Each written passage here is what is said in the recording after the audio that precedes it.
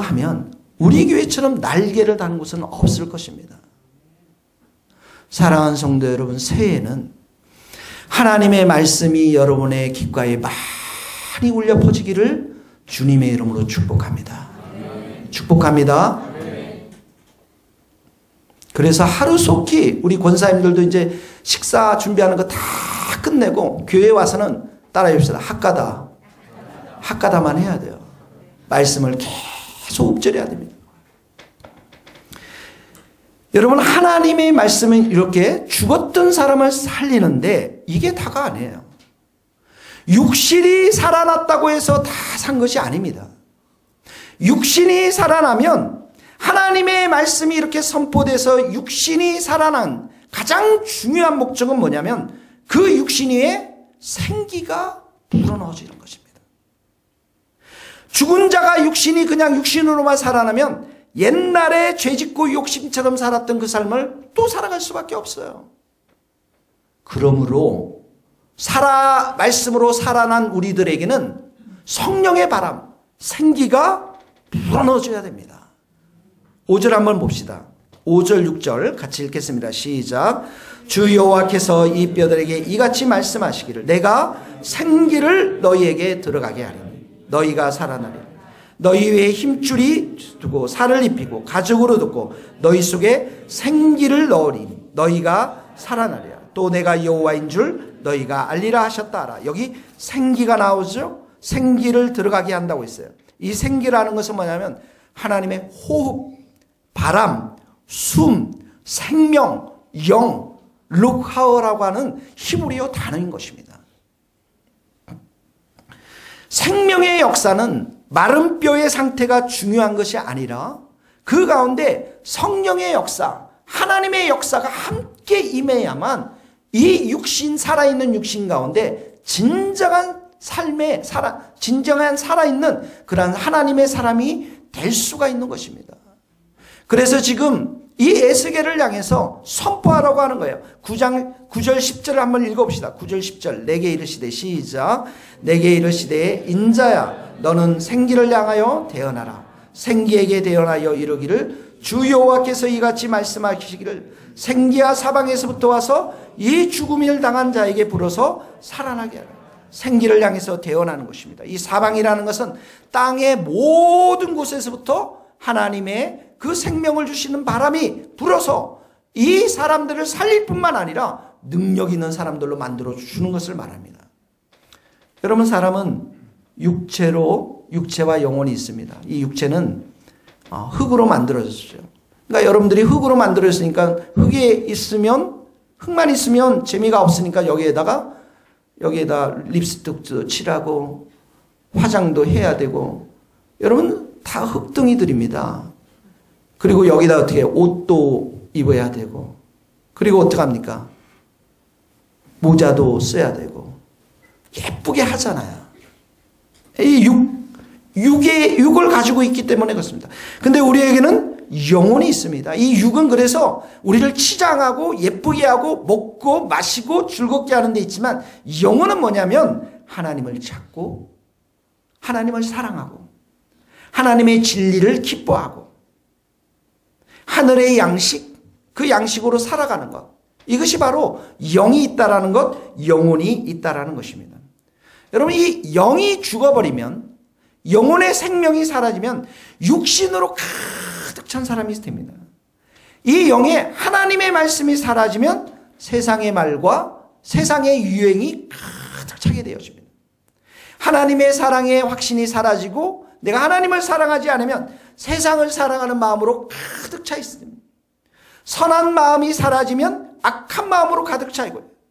영혼이 성령으로 충만하지 않으면 감정과 육신의 노예가 되는 것입니다.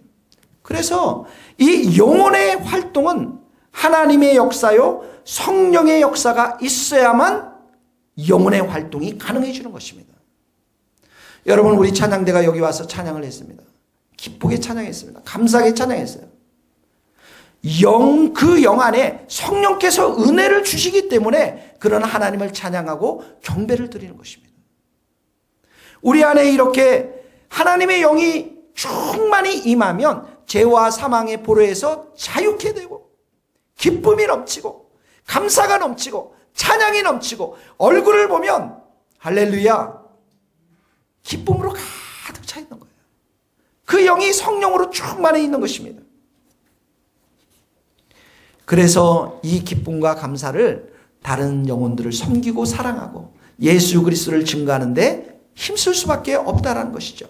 그러기 위해서 다시 돌아보면 우리의 영혼에는 생기가 하나님으로부터 오는 그 생기가 이 생영이 성령이 너무나도 매일 필요한 자임을 우리는 깨달아야 할 것입니다.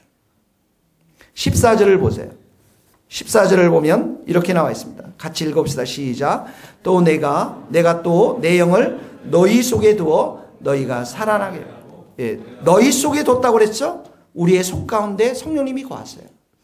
구약에서 성령님은 특별한 사람들, 특별한 인물을 위해서 몇 사람에게 임했지만 신약에 와서 예수 그리스도의 보혈의 피로 씻음을 받고 예수님을 영접한 사람들의 그 심령에는 어떻게 합니까? 성령으로 충만케 되어지는 거죠. 성령이 거하세요. 그리고 우리의 영혼 가운데 성령께서는 은혜를 부어주시고 우리 가운데 사랑을 부어주시고 하나님을 향한 뜨거운 사랑들을 부어주시고 그리고 영적으로 생명이 있고 충만한 사람들은 바로 죄에 굴복하지 않고 죄로 인해서 방황하지 않고 그 죄와 싸우면서 이기는 자들이 되는 것입니다. 그러므로 인생의 문제는 많이 있을 것입니다. 시련도 있고 넘어야 될 산도 있지만 이 모든 것들을 이길 수 있는 힘은 무엇이냐면 성령으로 충만하느냐 충만해 있지 않느냐 여기에 우리의 승패가 달려있는 것입니다. 성령의 충만한 은혜를 받으면 두려움이 변하여 기도가 되고 한숨이 변하여 찬송이 될 줄로 믿습니다. 한번 따라해 보세요. 술 취하지 말라. 이는 방탕한 것이니 오직 성령으로 충만함을 받으라. 우리가 말씀을 붙잡고 부르짖으며 기도해야 될 이유가 바로 여기에서 성령의 충만한 은혜를 달라고.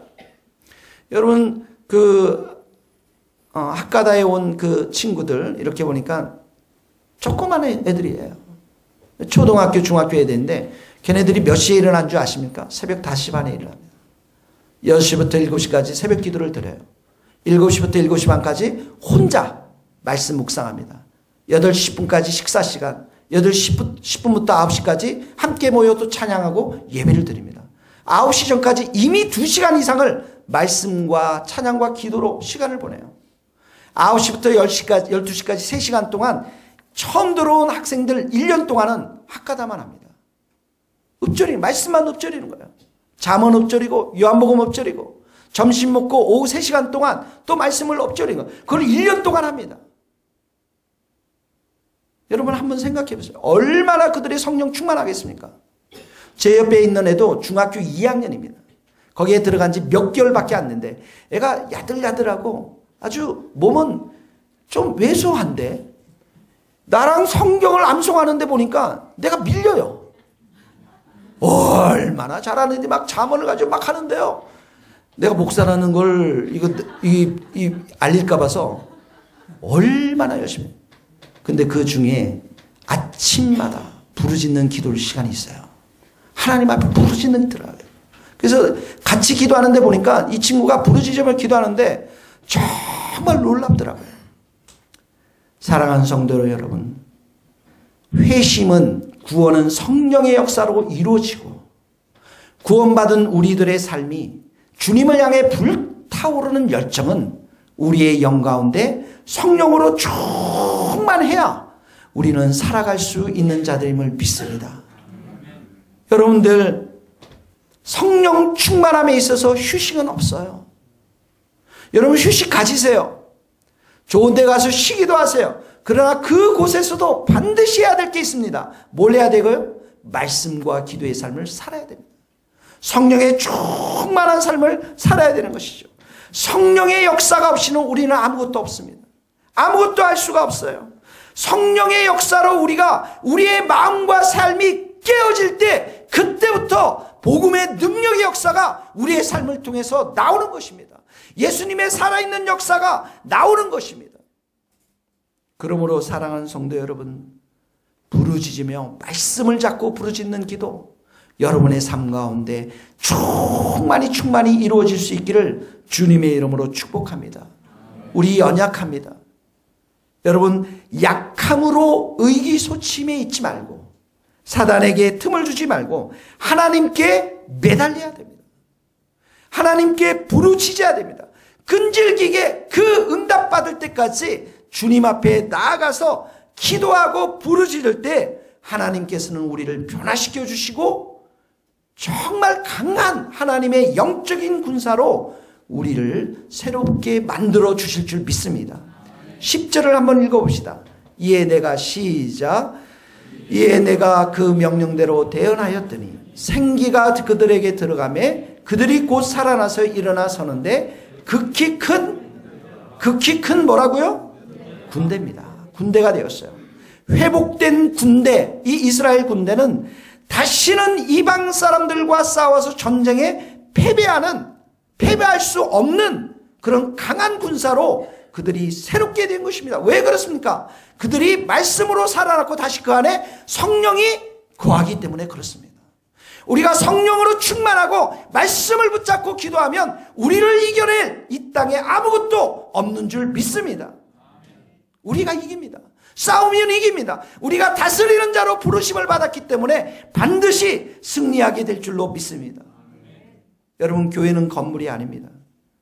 교회는 이렇게 성령에 의해서 거듭났고 성령으로 충만한 사람들이 있는 곳이 교회인 것입니다.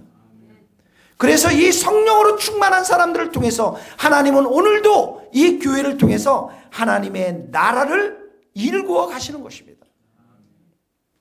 우리의 전쟁의 무기는 하나님의 말씀이고요, 기도고요.